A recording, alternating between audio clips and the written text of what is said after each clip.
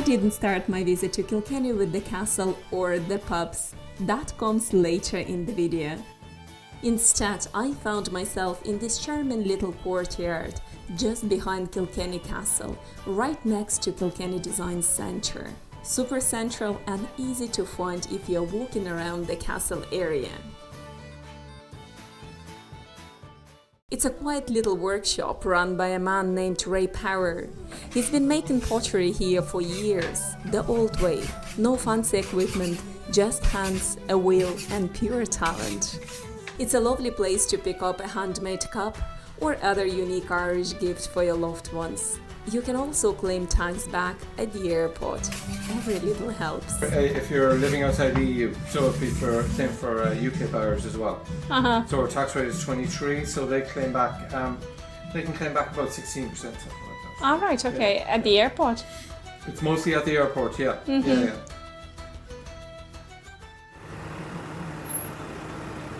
Just across the road, the Kilkenny Castle stands proud.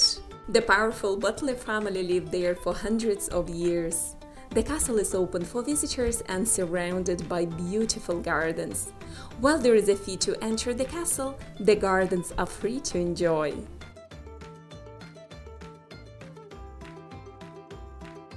The red-queued tourist train loops around the town, hitting all the major spots.